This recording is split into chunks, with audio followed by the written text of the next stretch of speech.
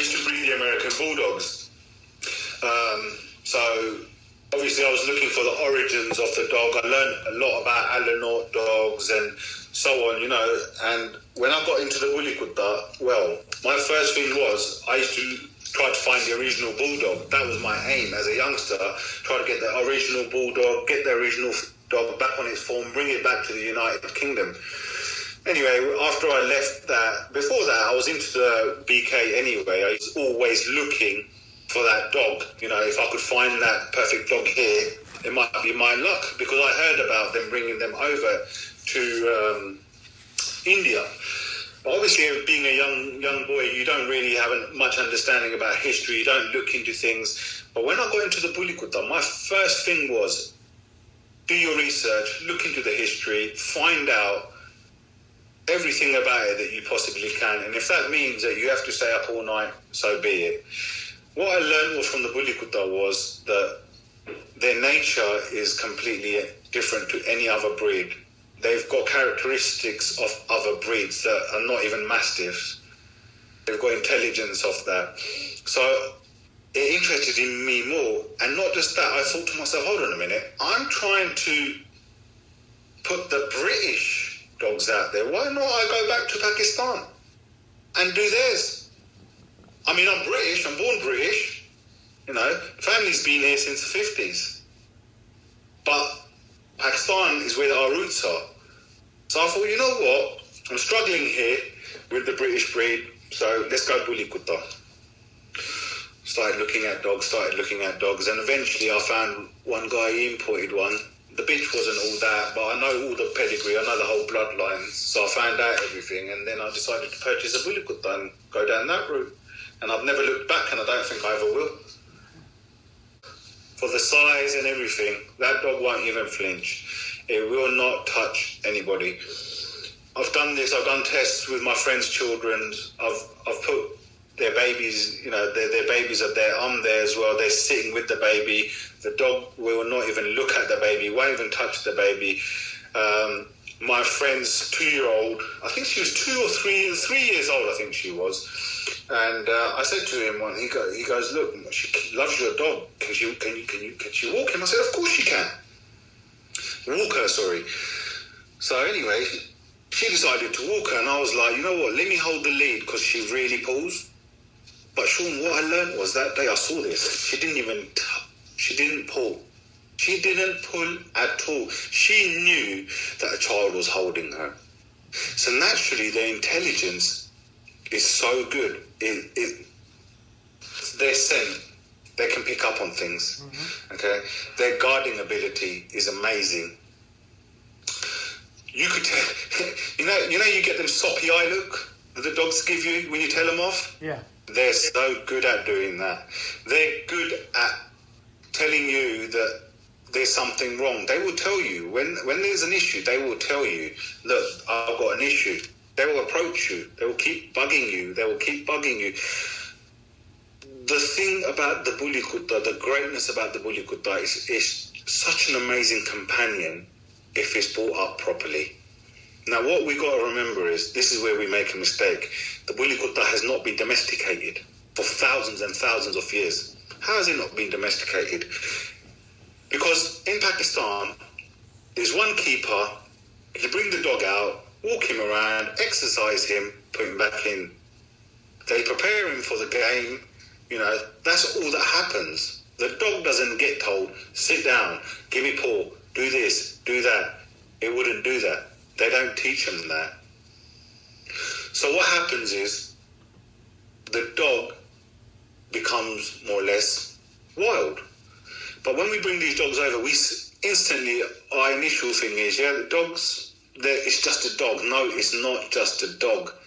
This is another thing people need to get into their heads.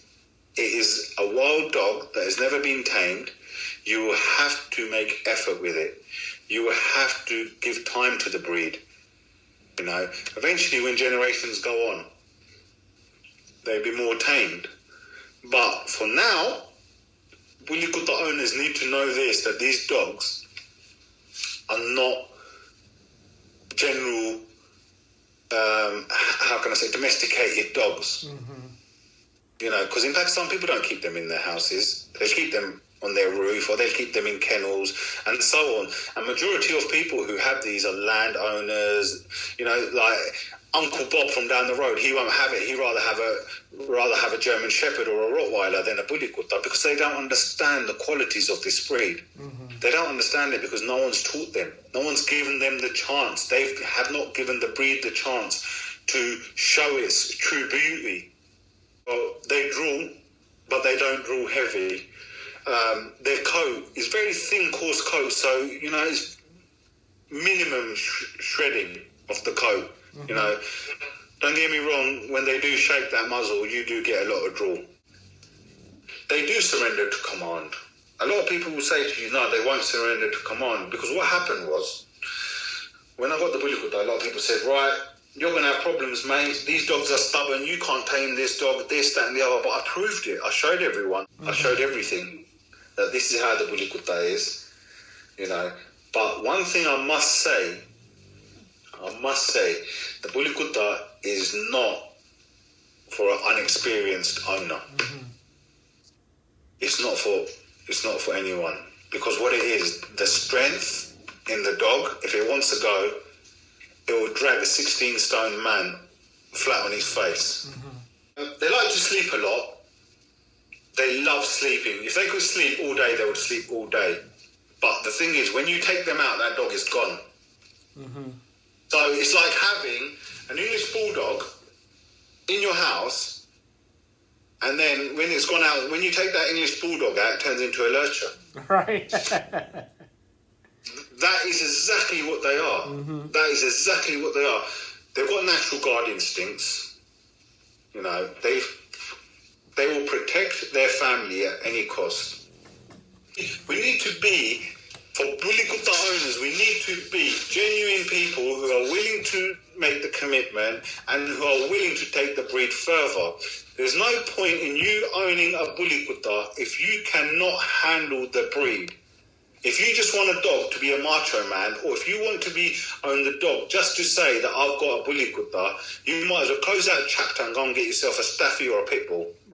The Bully Kutta sometimes has skin condition. It gets dry skin, like eczema. Mm-hmm. I mean, sorry, not like eczema. I think it's like psoriasis. You know, where your skin gets flaky. Right. They get that, but I've seen that in bulldogs anyway. I've seen that. But there's every issue that the Bully Kutta has, there's a solution. The other issue that they have is they're very, very stubborn. The biggest issue with the Bully Kutta is their stubbornness. Uh-huh. They do have they get skin conditions, but obviously there's ways that we can counter them. We can fight them. Mm-hmm. Another thing is their bone structure, their whole frame structure doesn't develop until around 3 months old. So their frame is not formed until that period. Mm-hmm. The very large dogs, they grow very, very fast. I advise people to, firstly, give them calcium. Don't give them cow's milk either.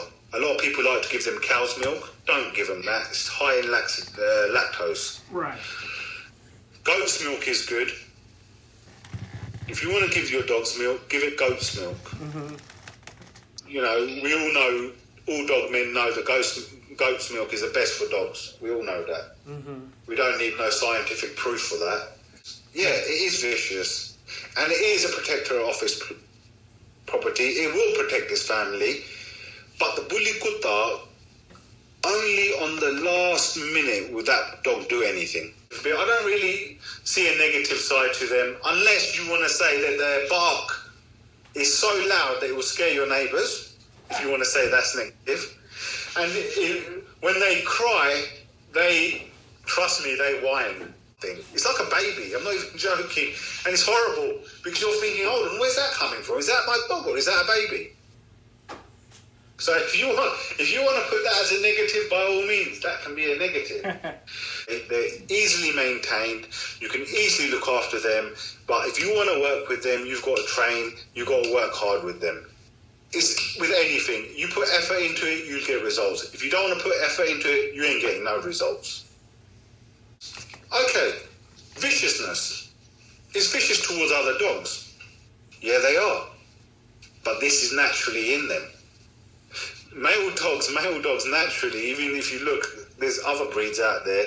If you look at the bull terriers or even the bulldogs or even lurchers, dogs like that, even huskies, they don't like males. Mm-hmm. A lot of dogs don't like males. So that's what it is. The bullies, with the females, they're all right. But with male dogs, they're not really friendly. Mm-hmm. But this is not a fault within the breed. If your dog hasn't got that, your dog's not pure bully Kutta. Mm-hmm. If your dog's not got no gameness in it, if it ain't got aggression, you know, like the feeler, we have the feeler. Mm-hmm. Even if it bites a judge, it doesn't get disqualified. Why? Because it's naturally bred into that breed, isn't it? Mm-hmm. Same with the bully. It's not, don't get me wrong, it wouldn't actually bite a judge. Maybe one or two of them would. The old blood might do. Mm-hmm. The purest might do. You know, but a lot of the dogs nowadays, I doubt it very much, because what we're seeing is a lot of crossbreeds coming into the countries. Crossbreeds in the sense that Asil with Burana or Nagi, you know, not crossbreed with any other breed, but just bully Kuttas. So they're bullies, but crossed in bullies. Mm-hmm. I like the dogo. Mm-hmm. I like the dogo very much.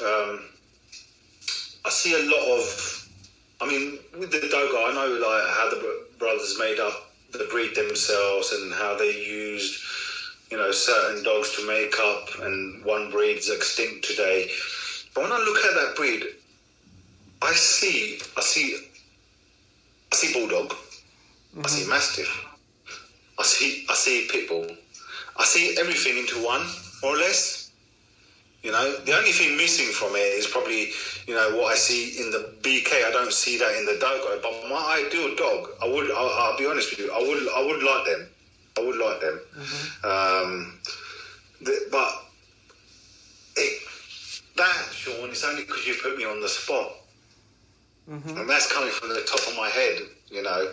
But that's the only other breed I'd probably reach out to. I mean, the pit, the dogo, the tozer, the feeler. Oh, actually, the feeler. You know what, Sean? Mm-hmm. The feeler would be the one.